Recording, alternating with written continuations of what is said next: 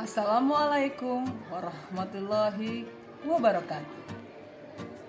Hai, guru-guru hebat se-Nusantara. Bertemu kembali dengan saya Ajeng Madalena, guru SDN Karangkoitan 1, Karawang Barat, Kabupaten Karawang, Provinsi Jawa Barat. Calon guru penggerak angkatan ke-6. Pada kesempatan kali ini, izinkan saya memaparkan aksi nyata modul 1.4 tentang budaya positif di sekolah. Selamat menyaksikan.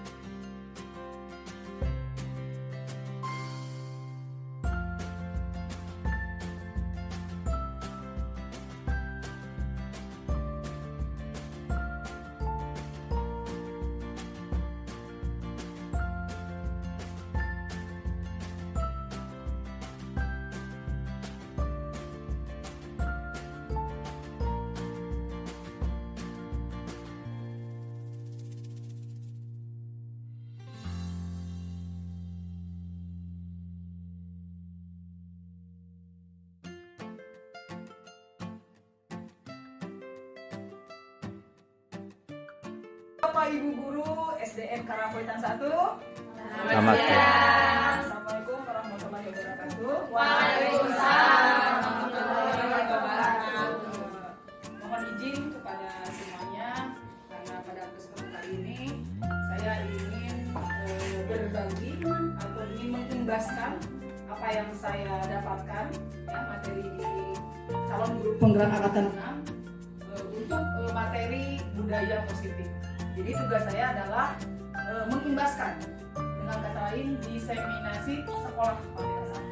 Jadi mohon kerjasama, mohon perhatiannya agar apa yang disampaikan dapat diterapkan di SDN Karangkoitan. Siap Bapak Ibu? Siap. Asik. Baik, kaitannya dengan budaya positif, ya. Saya yakin di SDN Karangkoitan 1 itu sudah terbiasa dengan lingkungan yang positif. Terutama kita sudah melaksanakan kebiasaan yang diterapkan pada siswa baik di kelas maupun di sekolah. Dari kebiasaan itu, kebiasaan yang positif akan lahir lingkungan atau tercipta lingkungan yang positif. Terciptanya di mana? Awal mulanya itu dari kelasnya masing-masing. Kita lihat di sini. Di sini ada sekolah diibaratkan sebagai tanah tempat bercocok tanam yang baik. Nah, sekolahlah tempat pertama kali ya ditanamkan kebaikan-kebaikan yang tidak jauh dengan disiplin positif yang diterapkan di sekolah. Terus yang kedua, salah satu tanggung jawab warga sekolah adalah bagaimana menciptakan suatu lingkungan yang positif. Apakah Bapak Ibu melakukan atau melaksanakan kegiatan kesepakatan kelas untuk melahirkan keyakinan kelas? Sudah. Ada yang bisa mewakili di depan untuk berbagi pengalaman? Bagaimana Ibu Ima dan Ibu T dari kelas 4B kalau tidak salah? Silakan berbagi pengalamannya. Beri tepuk tangan dong untuk Ibu Ima.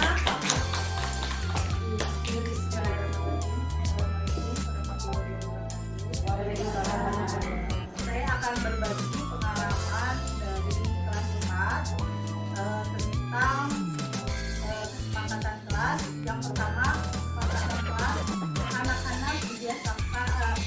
anak-anak dibiasakan tidak membeli mainan sebelum belajar atau sebelum masuk sekolah. Adalah kebiasaan lingkungan positif. Yang pertama, anak-anak belajar selalu mengucapkan terima kasih saat mendapat bantuan atau mendapat sesuatu dari seseorang.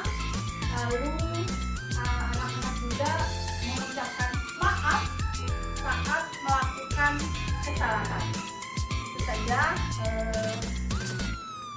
pengalaman saya sebagai guru kelas 4. Terima kasih tepuk tangan untuk Ibu Ima dan Ibu T. Alhamdulillah itu perwakilan dari kelas 4. Berarti kelas 4B sudah melakukan atau sudah membuat kesepakatan kelas dan alhamdulillah dapat diterapkan. Disiplin itu bisa timbul karena pengaruh dari motivasi dari dalam atau disebutnya intrinsik, atau pengaruh dari luar ekstrinsik. Biasanya kalau pengaruh dari luar itu disiplinnya itu karena terpaksa, karena takut, karena malu, karena ancaman mungkin atau tidak enak ke lingkungan. Apakah Bapak Ibu sudah menerapkan seperti itu pada anak-anak di kelas? Sudah. Alhamdulillah. Seperti hanya kita kalau di jalan, saat kita melaksanakan aturan-aturan di jalan, pada saat kita tidak menggunakan helm, apa yang terlintas di pikiran ibu? Apakah ibu pakai helm karena takut ditangkap polisi atau karena ingin keselamatan? Itulah yang harus ibu berikan ya, motivasi ke anak. Disiplin itu bukan berarti karena takut karena aturan, ya. Bukan berarti karena takut akan pengaruh-pengaruh dari luar, tapi harus dari kesadaran sendiri, yaitu motivasi intrinsik, terutama kesadaran diri, karena bukan ada 5 kebutuhan dasar manusia yang tidak bisa anak penuhi, sehingga akan muncul perilaku atau sikap yang akan terlihat di kelas yang menyimpang atau negatif. Yang pertama adalah bertahan hidup, seperti makanan, kesehatan, dan lain-lain. Ada penguasaan atau power, ada kesenangan, ada kasih sayang dan rasa diterima atau love and belonging, dan ada kebebasan atau freedom. Nah, di 5 ini di antara permasalahan-permasalahan yang timbul di kelas karena anak tidak terpenuhi kebutuhannya. Ya. Contoh, dalam ibu mengajarkan pelajaran di kelas, ada anak yang tidak suka, yang lain fokus belajar mengikuti apa yang disampaikan atau diinstruksikan oleh guru. Ada salah seorang anak yang diam, dia malah menggalau, dia tidak ingin mengikuti pelajaran yang disampaikan oleh guru.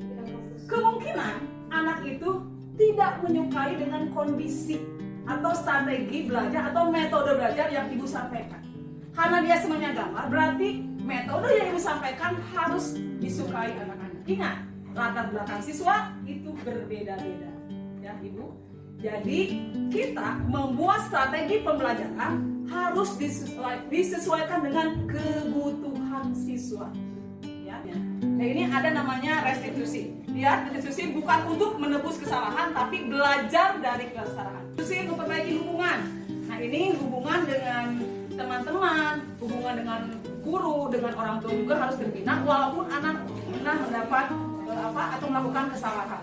Yang ketiga, restitusi adalah tawaran, bukan paksaan. Jadi menawarkan kepada siswa, bukan dipaksa, ya mana teh kudu kieu, kamu tuh seperti itu. Nah, itu dari nadanya aja ya sudah ada pemaksaan, walaupun kesannya terpaksa, tapi dari nada bicara Bapak Ibu itu sudah menggambarkan bahwa Bapak Ibu itu memaksa. Dan yang terakhir, restitusi menuntut untuk melihat ke dalam dirinya sendiri tadi, motivasi itu. Jadi tolong tumbuhkan kesadaran bahwa dia itu berubah karena dengan sendirinya, bukan karena pengaruh rasa takut, rasa tidak ingin dijauhi oleh teman-teman. Jangan restitusi ada 5 posisi kontrol. Ada penghukum, ada pembuat merasa bersalah, ada teman, ada pemantau, ada posisi manajer.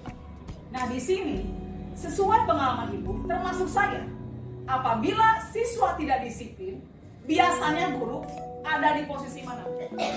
Kalau penghukum langsung, kamu salah, ya? Kamu tidak pantas melakukan seperti itu. Kamu sudah terlambat. Biasanya posisi penghukum dari nada bicara dia tertinggi. Ya. Terus untuk pembuat merasa bersalah, artinya seperti apa? Ya itu kan udahlah, kita pasangan ibu. Kalau kamu begini terus ya udahlah, ibu dimarahin sama kepala sekolah. Jadi ini seolah-olah memojokkan guru. Ya, jadi guru ngeluh kepada siswa, seolah-olah siswa itu nanti yang membuat salah efeknya kepada guru. Itu pembuat merasa bersalah. Sampai gurunya mungkin nangis ya, karena kelakuan siswanya yang mungkin berkali-kali tidak jerak. Terus yang tenang, biasanya ini mahasiswa tenanglah, nanti ibu bantu. Jadi apa-apa nanti kesalahan siswa akan dibantu oleh gurunya. Jadi seolah-olah nanti kalau pada saat guru tidak membantu akan kehilangan sosok guru, karena sudah terbiasa dibantu oleh gurunya pada saat dia bersalah. yang pemantau. Kalau pemantau ini biasanya diikuti dengan aturan, ya. Oh, kalau kamu tidak telat ke sekolah, berarti kamu sudah melanggar peraturan yang ada di tata tertib sekolah. Biasanya kalau pemantau berhubungan dengan sanksi. Nah, saya jadi lupa ya, sanksi juga. Ada sanksi biasanya. Nah, tipe manajer itu merangkul. Dari nada suara juga beda. Jadi posisi manajer posisi terakhir di mana siswa itu tidak menyalahkan diri sendiri. Jadi dia akan mengakui sendiri kesalahannya, dia sendiri akan merubah sendiri, dan dia juga akan memberikan solusinya. Contoh seperti apa sih manajer itu perlakuan ke anaknya? Jadi contoh misalkan anak terlambat datang nih ke sekolah, datang, Bu, maaf saya terlambat datang. Jangan langsung menjadikan masalah. Kan mesti kemana aja udah tadi. Nah, itu udah tipe pemukul. Sekarang sudah tahu ibu seperti ini, ya, restitusinya tolong dirubah. Yang dulu suka marah-marah, menjas, menghukum anak, apalagi di depan teman-temannya itu tidak baik. Dirangkulah dengan bahasa yang sopan. Terus nada bicaranya Bu, rendah sekali, turun jangan naik, dirangkul. Ya. Nanti ada tahapannya, disebutnya segitiga restitusi. Di sini menstabilkan identitas dari kesalahannya sendiri. Yang kedua, validasi tindakan yang salah. Yang ketiga, menanyakan keyakinan. Ini sudah saya sampaikan di video dulu, ya, sudah saya buat YouTube-nya. Mudah-mudahan ibu sudah menontonnya, jadi memahami. Sekarang hanya mengulangi saja. Gimana, sudah paham belum? Paham. Terima kasih untuk kebersamaannya. Mohon maaf sudah mengganggu waktunya. Semoga sekolah SDN Karangpawitan 1 dapat menciptakan lingkungan yang positif dan mudah-mudahan melahirkan sosok-sosok siswa yang memiliki disiplin tinggi.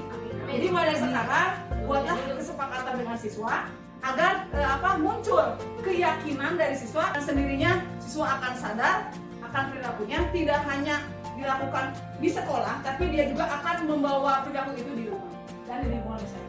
Itu saja Bapak Ibu. Ya. Mohon maaf atas segala kekurangan. Wabillahi hidayah. Wassalamualaikum warahmatullahi wabarakatuh. Waalaikumsalam.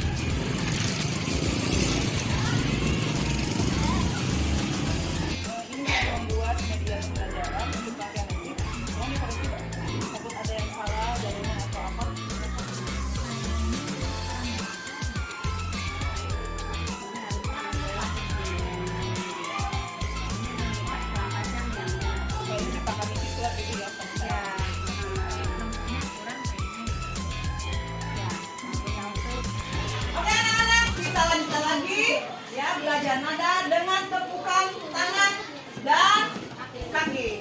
Siap? Berdiri semuanya. Ayo, padukan dengarkan apa-apa dari Ibu. Siap. Nada 2. Bagus. Nada 1,5. Bagus. Nada 3,5. Oke, luar biasa. Tepuk tangan.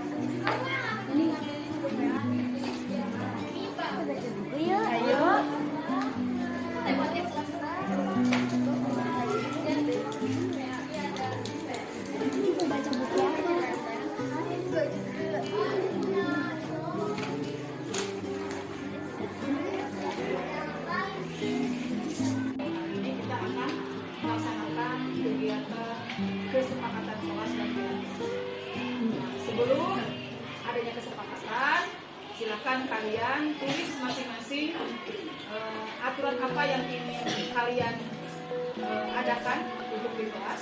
Kalau sudah kalian tulis di bukunya masing-masing, silakan ditentukan dalam satu kelompok. Setelah itu kita akan sepakati dari semua kelompok-kelompok itu. Siap? Siap. Siap untuk kesepakatan kelas dan kajian kelas? Siap. Ibu akan berikan ya di video ini, silakan nanti diisi setelah hasil dari rebukan.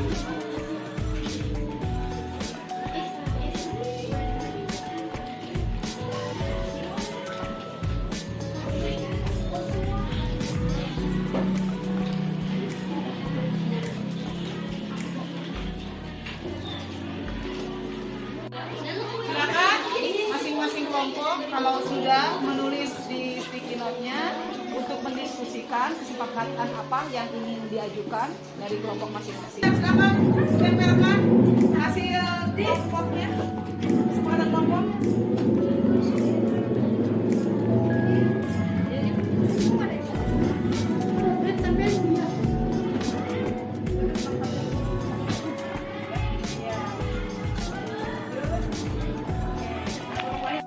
Silakan kesepakatan kelas dari tiap kelompok mengajukan apa saja. Coba dari kelompok Solon, yang pertama apa? Tidak meledek atau menghina. Tidak meledek atau menghina. Bagaimana yang lain setuju? Setuju. Jangan ditulis satu. Yang kedua dari kelompok mana? Oke, dari kelompok Milapis apa yang diajukan? Datang tepat waktu. Datang tepat waktu, setuju? Setuju.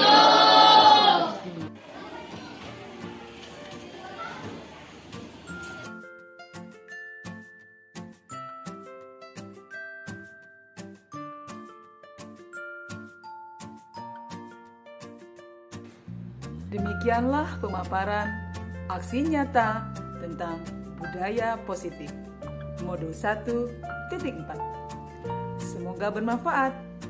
Wassalamualaikum warahmatullahi wabarakatuh. Bergerak, tergerak, menggerakkan.